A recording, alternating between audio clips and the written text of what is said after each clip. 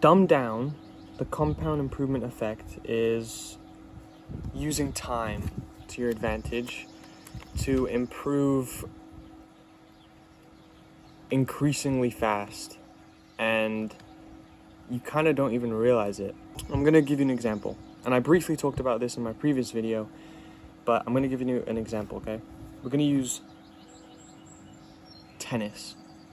We're going to use the sport of tennis, okay? Now this can be applied with any skill, but I'm going to use tennis. So let's say you have two guys, and they both love tennis, and they both want to make it to the top, be a professional, be the best in the world, right? You have two guys.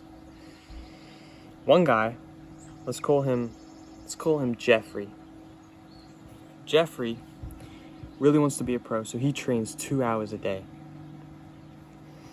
So he trains 2 hours a day, and then he rests, does some stretching, okay? And he does that every single day for a month. A 30-day month. So over the course of 1 month, he's trained 60 hours of tennis. So he's gotten pretty good at tennis.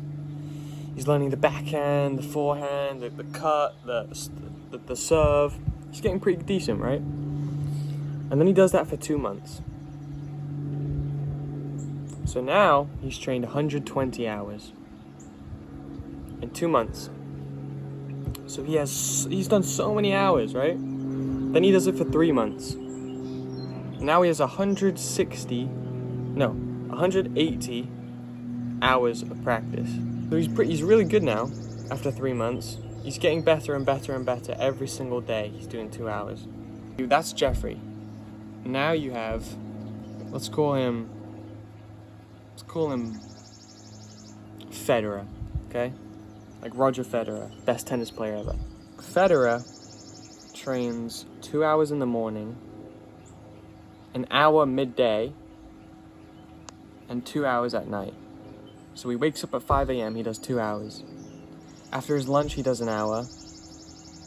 And then just after his dinner, he does 2 hours. So he's done 5 hours in one day. He recovers really well because all he wants to do is tennis, right? So he recovers his body, ices, he stretches, baths, and he does that every day. So he trains 5 hours every day because he loves the game and he wants to go pro. He does that every single day, and he does that for a month. So he's trained 150 hours in 1 month, compared to Jeffrey, who's trained 60 hours in 1 month. So now fast forward over a 12-month period, 1 year of both of them training. They both started training at the same time, and after 1 year, Jeffrey has trained 720 hours of tennis, just tennis, the whole year. Federer has trained 1,800 hours of tennis. Who do you think is going to be the better tennis player? So the compound effect is basically, over time, you have been increasingly getting better, okay? And it's been adding on and adding on and adding on. And then you can go even deeper down the rabbit hole, and if you're really smart, you can organize every single session. So Federer's 2-hour early morning session might be his left hand. And his lunch session could be his serve. And just after dinner, his 2-hour session could be his forehand. And then the next day,